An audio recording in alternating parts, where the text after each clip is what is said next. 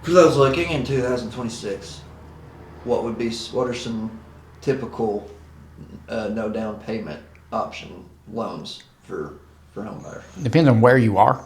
If you're in Union County, if you're buying in Maynardville, rural development's just the best one.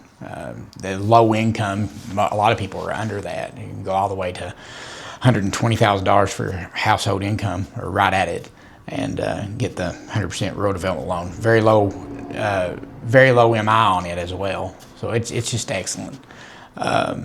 There's other down payment assistance programs too. FHA, I have several FHA down payment assistance programs. You have THDA loans, and then VA if you have to have a military background. So don't let I don't have any money, I can't buy a house. You can show up with an ink pen and a smile and still buy a house with the right credit. Minimal on your interest rate. The thing is, like, people think they need to really work on getting their credit score up, and they're dragging their feet on that kind of stuff. But we can go as low as 550 score, 550, and still get you only 3.5% down payment on an FHA loan. We do 100% options all the way down to a 580 in certain situations. And a lot of times it's a lot easier if you know what to do. I can pull your credit, I can run it through our simulator and do some very simple little tweaks, and we can jump you up 30, 40 points very, very quickly just by paying some credit cards down, revolving credit, things of that sort.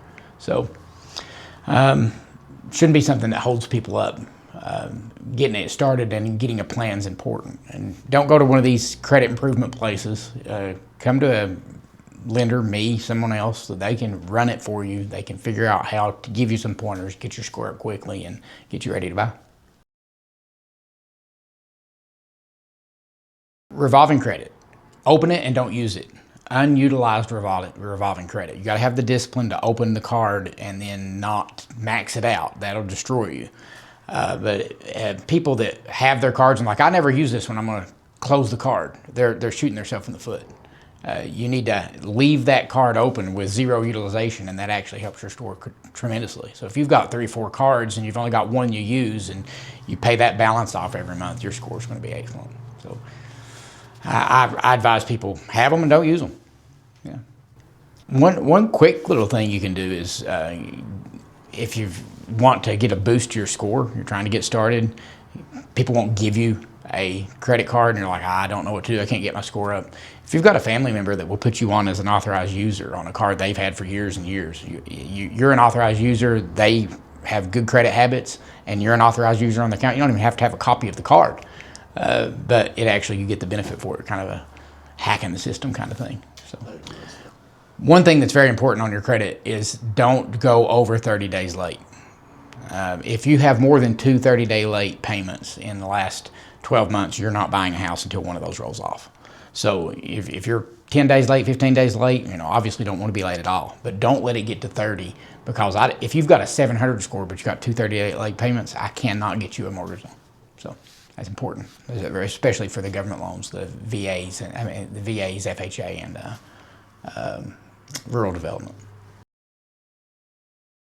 Closing costs, what are typical?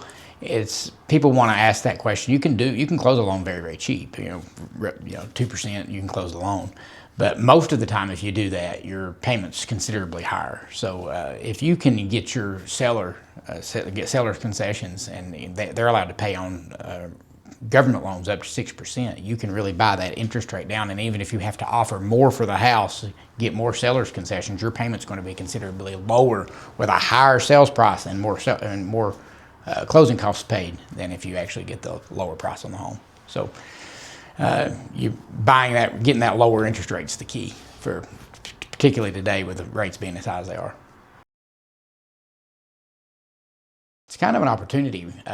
Prices have actually came down a little bit over the last year, and a lot of people are waiting. Okay, the prices have came down, so let's wait until the rates come down, and when the prices are down and the rates down, then I'm going to pounce. Well, the problem they're going to run into when they do that is when the rates drop, everybody's thinking the same thing, so demand's going to go up, so you're going to get the lower price, the lower rate, but you're going to end up paying more for the price. You'll be back to bidding war kind of thing. So if you buy the house now while the rates are higher and the prices are down a little bit, when everyone else is scrambling to get in a house because rates have fallen, you're already in it. You can refinance and you're locked in at that lower price instead of waiting until the prices are going back up. And then you're also gaining the equity of that gain when it happens as well. So if you're on the fence and holding out and you want to make a good long-term financial decision for your family, I advise people it's a great time to buy.